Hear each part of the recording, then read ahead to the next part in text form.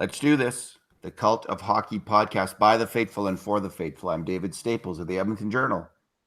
And I'm here today with Bruce McCurdy. Welcome, Bruce. Good day, David. And welcome to the wisest hockey fans on the internet. That's right. We're lucky, Bruce. We got a great audience, great crowd of people to talk with on Twitter, and I'm glad to talk to again with that group of people. Hockey's a fun thing to talk about. Even in the first nice day of summer. Even in trying times. Yeah, it is nice out there, huh? Yeah. Okay. So, Bruce, slowly but surely, all of the great to good forwards have dropped off the free agency market almost. There might be a couple out there. There are. Ken Holland didn't grab one. That is no surprise. The Oilers didn't have the money. I don't think it really at any point. I guess unless they, theoretically, if they hadn't signed Chase on and used his money and some other money,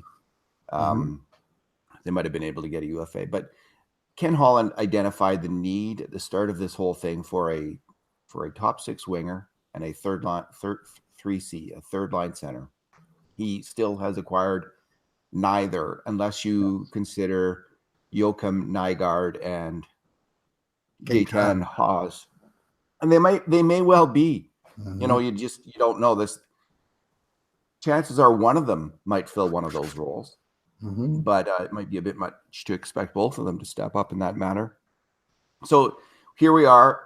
Here's the good news for Ken Holland, though. In this summer of need, there's still lots of good players who don't have their names on contracts, and there's other players who do, who are going to be on the trade market because the salary cap has never been tighter in NHL history for historic reasons. The 2013 cap got rid of most of the loopholes, where you could, the main one being that you could stash big contracts in the minors and not have them count against the cap. Teams have been taking advantage of that. The Oilers would be certainly be doing that themselves this year if they could. The big money teams did that, but they got rid of that. So now when you sign a player, you're stuck with that contract, and every team has one or two contracts. I think it's fair to say almost every team has one or two of those contracts. So Oilers certainly have one of those contracts. I think they just have one. Well, they got Manning too. Yeah, they got three, Brodziak, but Brodziak's so cheap. I don't. If it's under a certain level, I mean, Brodziak, you stash him in the minors, it costs you what, $75,000 or something. I mean, that's chump change. But when you're talking about storing millions at a time, that you're writing off, then yes, you have to consider that. So there's all kinds of teams that still have to sign players. They're RFA, restricted free agent players, who are generally speaking the most valuable players in the NHL, because they're in the prime of their hockey careers. When they get to that after 3 years of their entry-level contracts. And to do so, they're going to have to shed other players. So there's a number of teams that are in that category. Calgary, New York Rangers, the Boston Bruins, and they all have players, useful forwards the Edmonton Oilers could use. And there's three or four more that may or may not be. Toronto, Winnipeg. It's a big list. So lots of targets out there, Bruce. Holland, it's a different kind of summer. Like, he's been a GM all these years, and usually you'd be off by now. I hope he hasn't fallen into that pattern where it's end of July. I'm off now. We've done what we can. That's not this summer. That's not where they're at. And I don't think he's looking at that. And he better not be. You certainly cannot be looking at the NHL. You got to be working right now as the GM to put that final piece or two in place. And Holland's got to do it. So, Bruce, what's your best bet on how – do you think he is going to do it, A? And what's your best bet on how he's going to do it? Yeah, well, he certainly wasn't doing it this week. And we've seen this week Michael Furlan sign $3.5 million times 4 in Vancouver. Ryan Zingle, 3.25 at times 2 in Carolina. Both of those are sort of right in the area where if the Oilers had signed those guys to those contracts, they would have taken away all of their cap space and all of their negotiating room. And I mean, the problem is, of course, right from the start, is that Holland's been working with one hand tied behind his back, thanks to the a horrendous situation that he took over from for mostly. I mean, he took over from uh, Keith Gretzky, but the situation he adopted is from Peter Chiarelli, who did such a horrendous job last year and arguably prior, and the Oilers themselves not being in a very good position to take advantage of other teams because they don't have a lot of cap space. You know, they got $3.5 million, of which they would like to keep some aside to budget for Mike Smith's bonuses and to make room for injury replacements. So if you put aside even 1.5 million for that, all of a sudden, I mean, what do you got left? And you know what, Chump Bruce? change. A lot is made of the Lucic contract, right? And Mhm. it has turned out to be a terrible contract. But it's funny, the Oilers wouldn't be in this situation this summer if it wasn't for I just feel like cursing the little moves, the so-called little moves that stupid ass Chiarelli made last year. You know, the 2.6 million or whatever that Manning has this year on his contract. 2.25.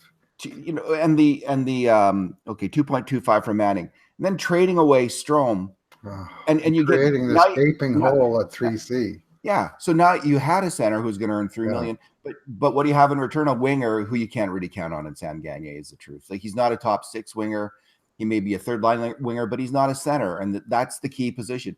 And the Mikko Koskinen contract, you know, where he overpaid by 2 years and $2 million, at least $1 million a year, maybe $2 million a year. He overpaid on that.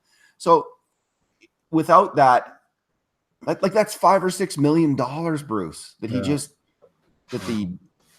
Chiarelli, he just That deserves was all of the invective and hatred he's getting right now. All hatred, like, people shouldn't be hated because they bumbled, but all of the harsh criticism, including that he should never be an NHL GM again, is completely warranted by what happened in that last stretch of GM and non-manship.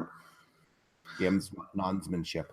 I was saying last night to a friend that in my view, last season, specifically 2018-19, Chiarelli had the worst season of any general manager during the salary cap era.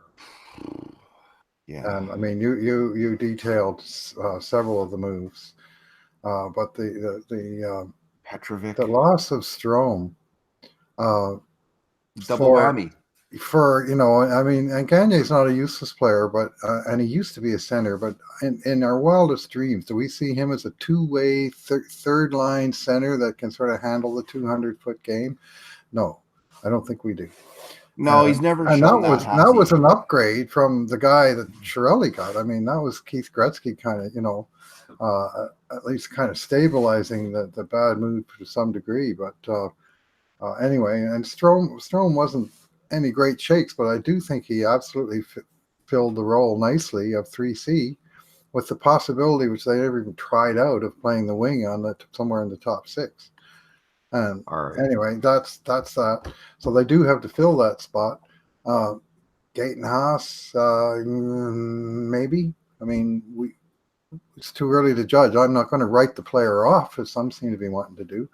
But at the same time, there's no way to say, you know, I mean, if he just makes the team, then that, you know, that's good. But to just drop him right into that 3C role is problematic. So anyway, this week we saw the two top free agents go. We saw a very, very interesting and puzzling trade between Chicago and Buffalo, where Buffalo sent a young, promising but under-delivering winger, Jesse Puljujarvi, to Chicago for Henry Jokiharju, very promising 19, just turned, I guess, 20-year-old defenseman, who played a chunk of games and a chunk of time in the NHL last year. And if the Oilers are going to do something with Puljujarvi, that's the kind of trade they could be looking for. You know, the trade their young guy for somebody else's young guy. I think you got to keep your pieces. You don't trade for a defenseman. They got enough defensemen.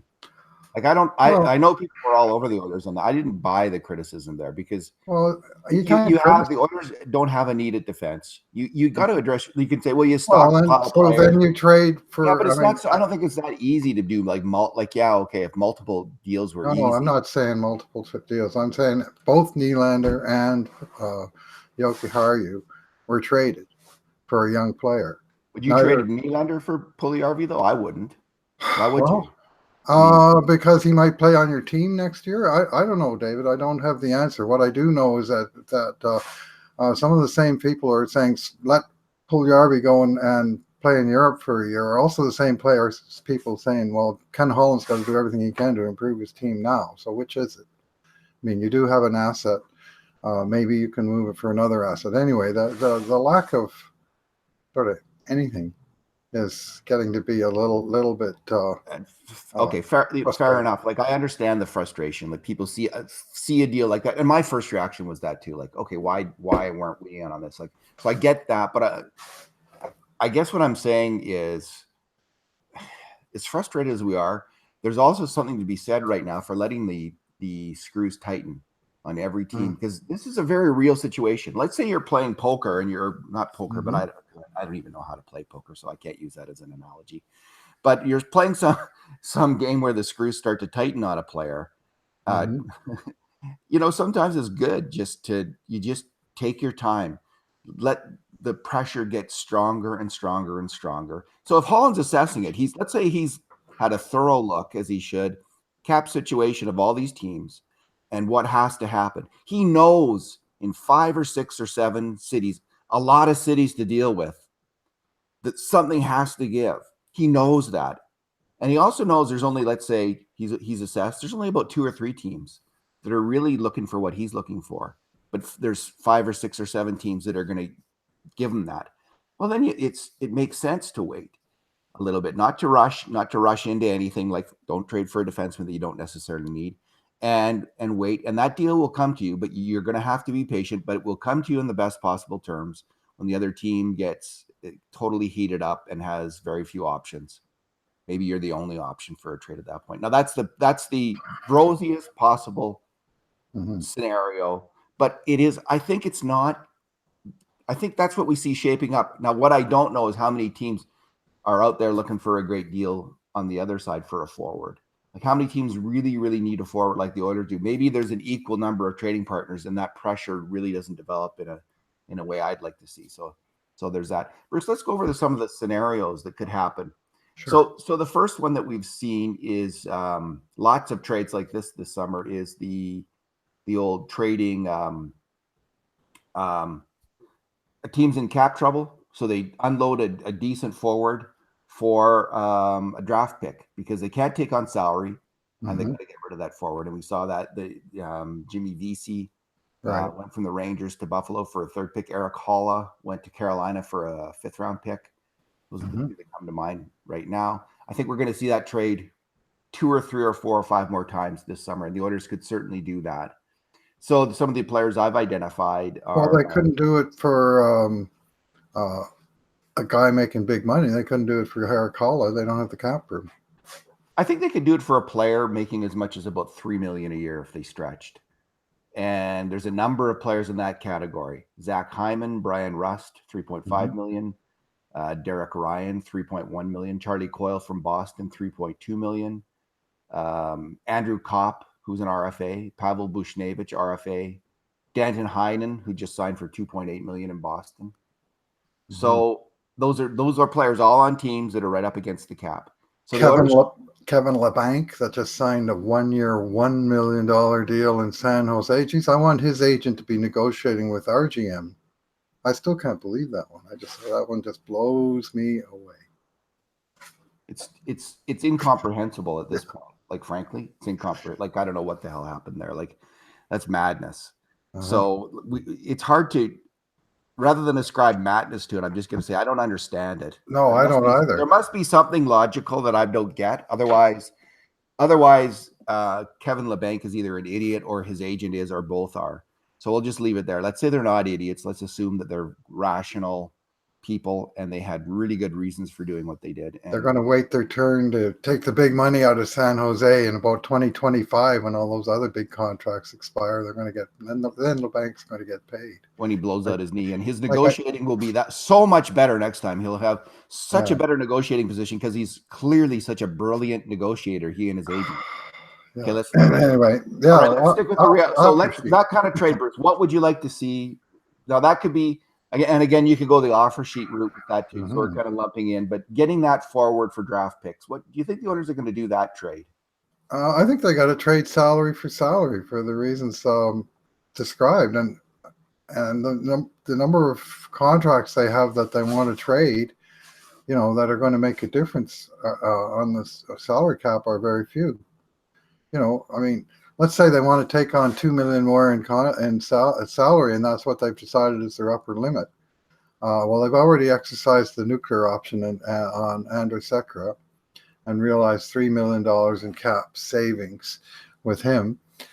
So they've done what they can do in that department.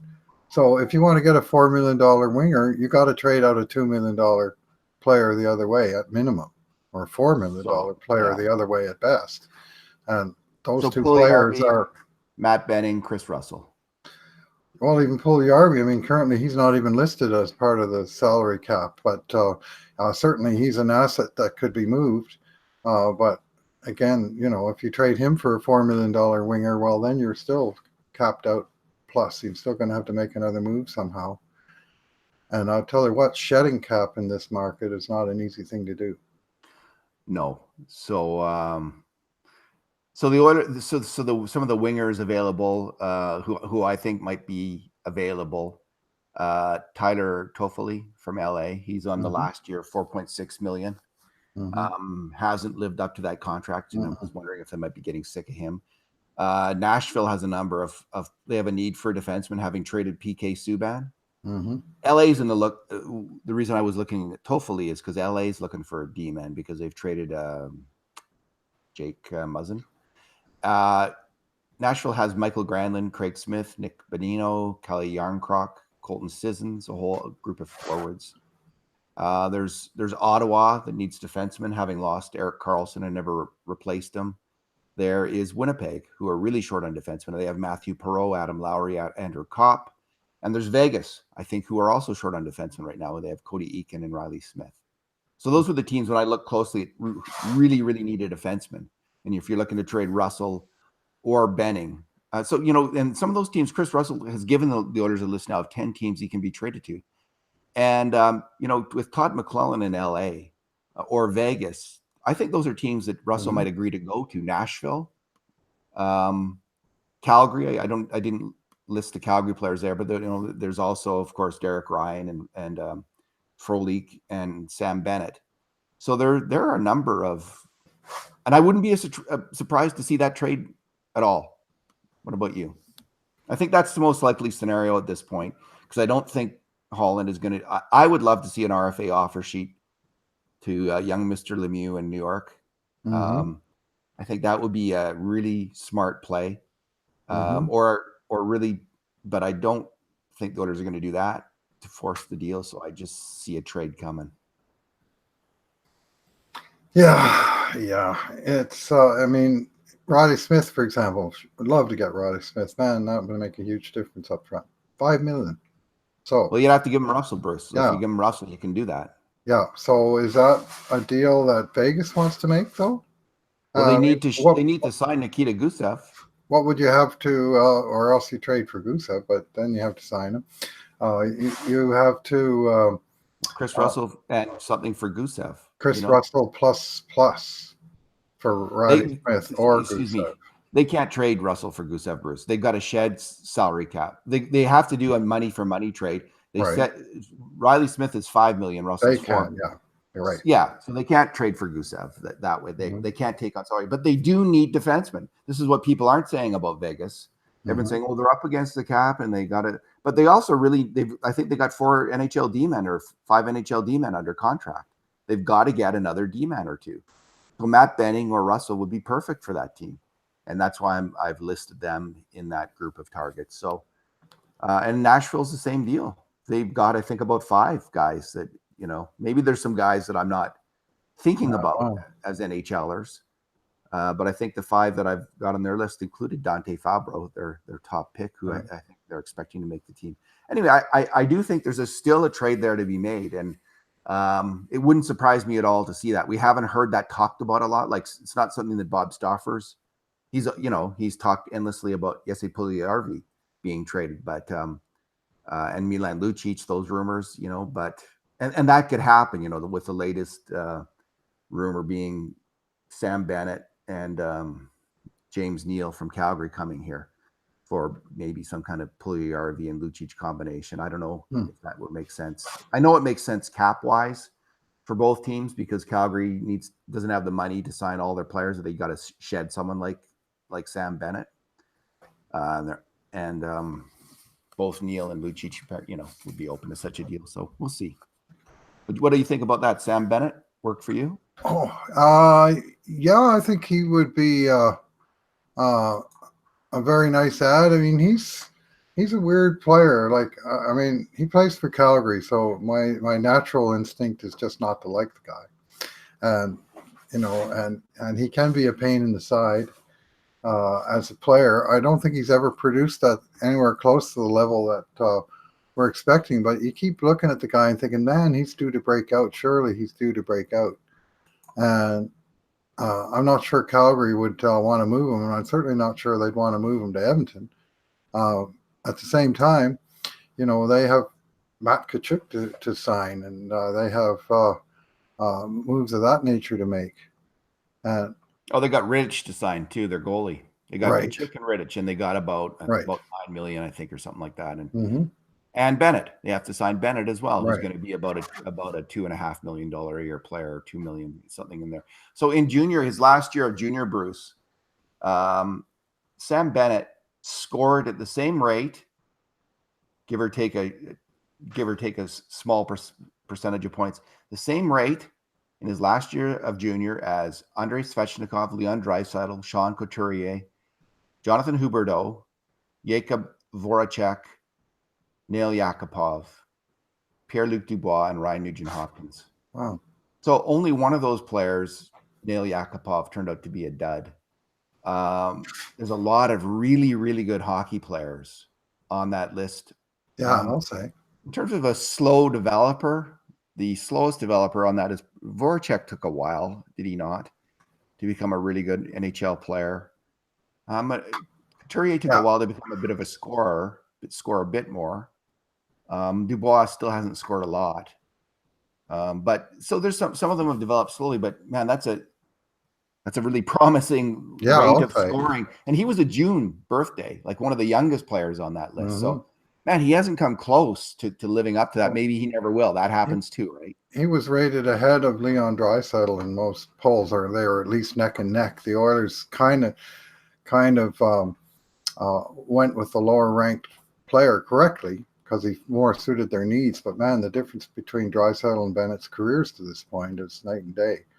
But yeah, sure, he's a kind of player who could help the team, and I think he's got some center in his past too. That he could be a versatile guy. I'm just looking back at this Vegas situation you mentioned. You're right. There's only 5 guys under contract. They're on the hook for $85 million in salary. They will be able to write off the David Clarkson $5.25 million on a long-term injured reserve, but they have to account for that at the beginning of the season, and so they're in tight. Now, you think a player like Matt Benning might be of particular interest. Well, if they could trade like Cody Aiken for Matt Benning, right? That was the guy I was exactly looking at. So that would make perfect sense to me. Like you shed some salary from Vegas. Edmonton gets the third line center that they need, and they're stuck on the wing. But then they think, well, Tyler Benson's got to pull it off. One of these guys has got to pull it off. Like they're in the same position essentially they were last year, right, where they're just hoping on the wing. But at least they have their third line center.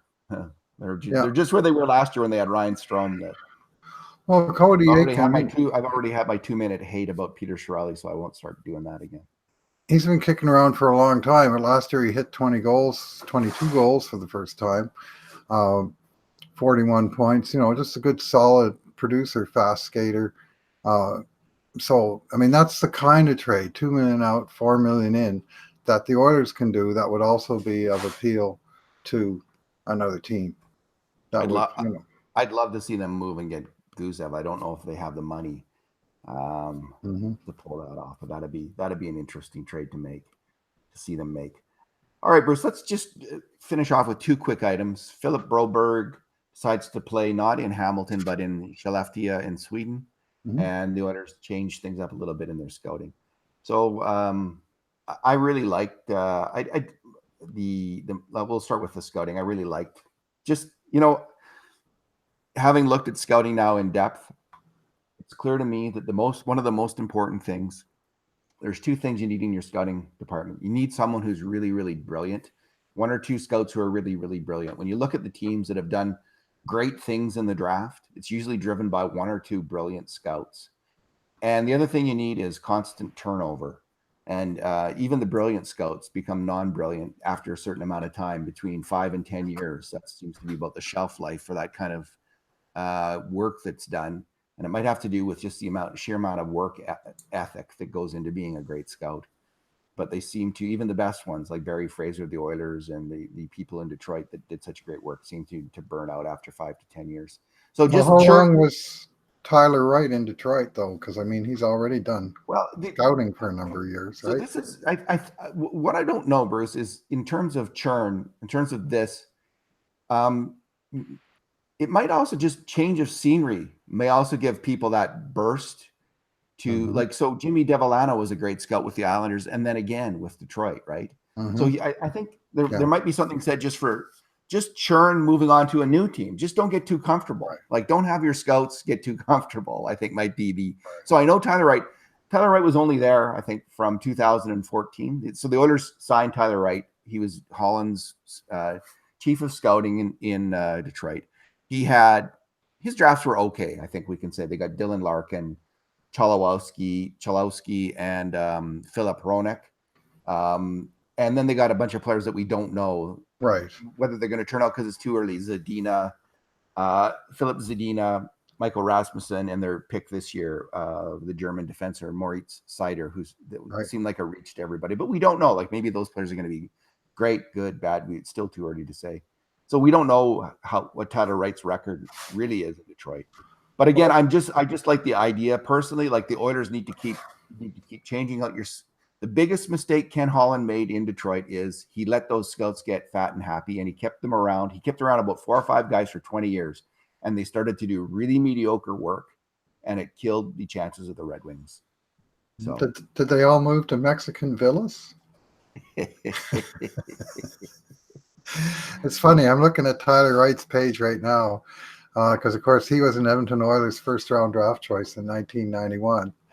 And they went full Oiler on him. They gave him an NHL tryout at age 19 in 92-93. He played 7 games, and it so advanced his career that the next year he played 5 games, and the year after that he played 6, and then he played 23, and then they got rid of him for a 7th-round draft pick. And he went on to play over 600 NHL games, and the 7th-round draft pick the Oilers got wound up playing in the North American Hockey League, the French version, the one with all the goons that they have over 3 fights a game.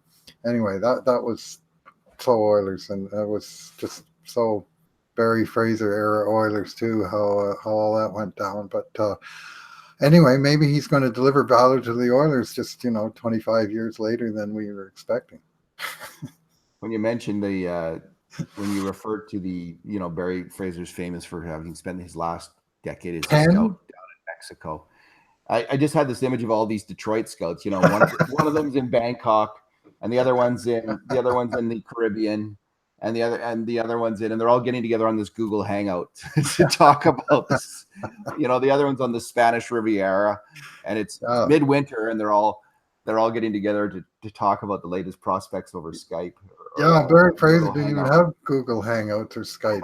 Anyway, they had their own multi-million-dollar system to communicate that they'd set up because they convinced Holland that was a necessary expenditure for proper scouting. Anyway, but really, they really did get crappy after about 2004 in Detroit. They stopped finding the Johan Franssons and the Zetterbergs and the Datsuks. They ran out, and for 10 years they got very little through the draft in Detroit, and you can't have that. So I'm a little skeptical of Tyler Wright. Like, I think you raised a good point. Maybe he's already whatever he had in him as a scout, maybe he's already tapped it out. And they would have been better off hiring a younger man and a more hungrier guy. And I think that's probably true, Bruce. Like, if If that's the critique, I think might be a fair one. Yeah. You don't want to hire the best scout in the world because he's already done his best work. I'm sorry to say. That seems to be there's one or two exceptions to that I can see, but there's not many. That's about it. It's like mathematicians, eh? They do all their brilliant stuff they do in their 20s, and then they can go on and be very respectable mathematicians in their later years, but their brilliant work's behind them. I'm joking a little bit. The trouble with the scouts, of course, is that there's usually about a 5-year turnaround before you even realize whether they were doing well or poorly. So, and you're talking about maybe a shorter shelf life. And of course, I'm visualizing the hard-bitten scout that's been on the road for 30 years, taking the bus to Swift Current, and Moose Jaw, and watching these kids play night after night. And those are dedicated people, most of them. And their experience, their eyes have value. But I agree that I think the mix of scouts in the organization, if you can't get too fat and happy with an entire group, there has to be, as you put it, using a Peter Chiarelli word, churn in the system. And certainly our system, I think the Oilers system is getting some churn almost from top to bottom with Holland coming in. He hasn't red weddinged the entire group of any department, but there's been sort of significant changes, I think, right throughout the organization. And bringing in Tyler Wright, where does he fit? Like, is he going to be the head scout? Like, does he slide in under Bob Green but is sort of considered as a chief amateur scout? Like, they wouldn't have just said, come and be a stringer for us. He's got some kind of a significant role.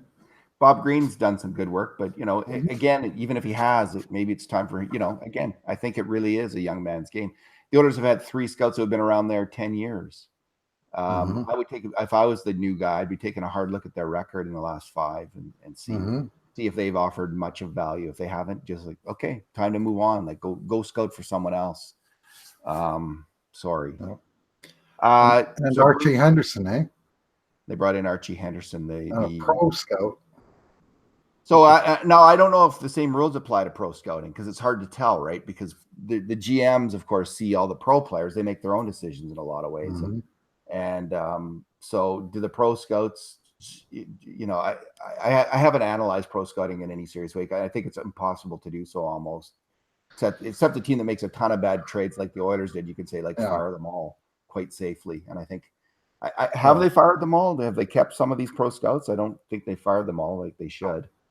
And you look at the Oilers' long-term record of players bringing in players who have pro experience elsewhere, and they haven't struck the jackpot too many times in recent years. Not too many Steve Staios type additions to the team in the last 12 to 15 years. Where they.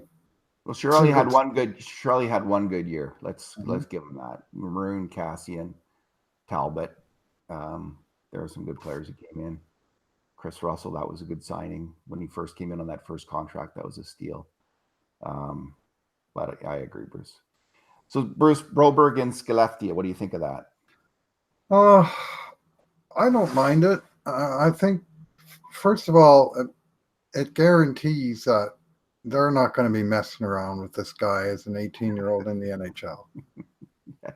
And I think, 9 of the last 10 first-round draft picks played the next year for the Oilers? Something outrageous. Not PRV took a year in Sweden, and Nurse was in junior. Yeah. So 8 of the last 9, I guess, from 2010 to this year, all but Darnell Nurse played in the NHL the next season. They didn't necessarily play a full slate of games, but they got at least a trial. Bouchard got 7 games, a Tyler Wright style 7-game trial. And they had that's just not going to be a temptation. And that's I think that's the Holland stamp. If not rushing young guys. Now, I mean, that's a very low bar, but it looks like he's going to clear that one. I don't mind that Broberg is going to be playing against men. He's in a very similar boat as Oscar Klefbom was after he got drafted. And of course, Oscar got hurt that next year, which didn't help anything at all. But he was the first round pick that didn't he play was. in the NHL. Yeah. Oh, that's yeah. He was the second of their first round picks, and I always consider the first guy they picked as being the one. But yeah, they had two that year.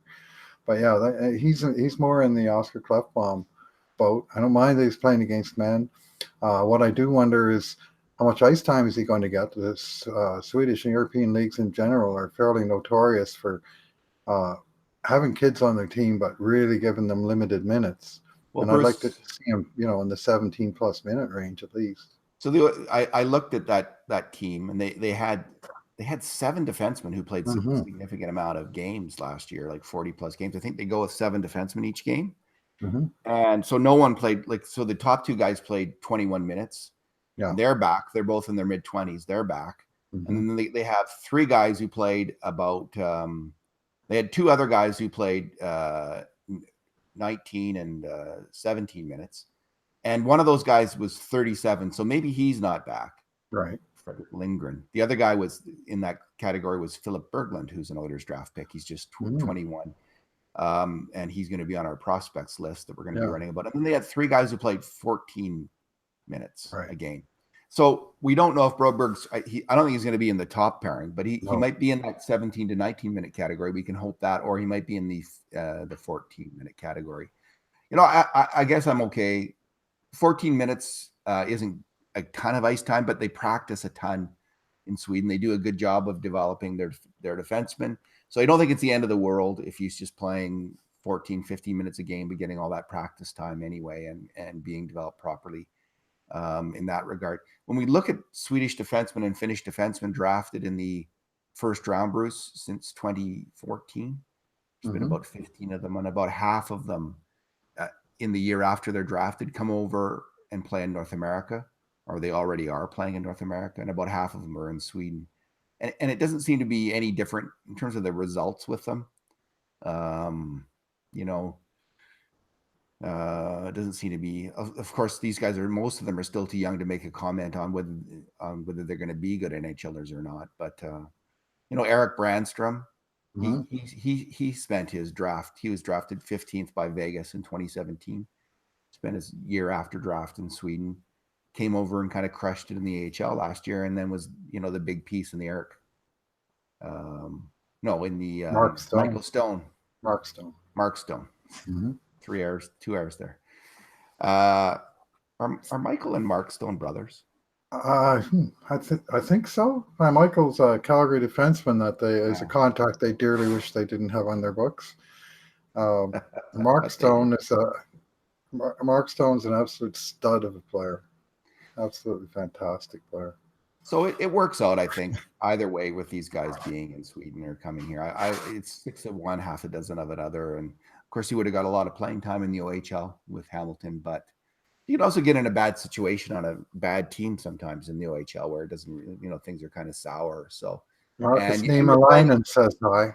And you're playing a ton of games and maybe not getting the practice time. I think personally, the practice time is the crucial thing at that age for a player. So I'm just as happy to see him in Sweden where that will be the focus, the absolute focus. Maybe he'll wind up on a pairing with the other Philip Berglund, Philip Broberg, and we'll have a bro of Bergs on the Berg Bros on Phillips on Skellefteå. Anyway, I agree with you on the practice time. They don't play quite as many games in that, and there's also more situations where the league takes a break and they play tournaments. Like he's sure, 100% he'll be playing on their World Junior team this year, and he's going to get a variety of experience just staying at home. And he's doing what probably many Oilers fans now wish Jesse Puljujärvi had done. Heavy sigh. Stayed back there. Yeah, heavy sigh. Stayed back there and, developed his craft for a bit. So, by and large, positive.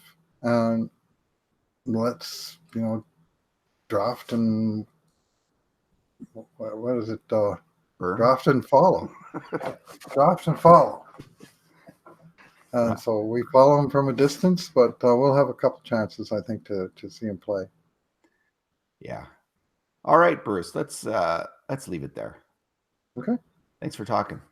Yep. Thanks for listening, everyone. And in the meantime and in between times, this has been another edition of the Cult of Hockey podcast.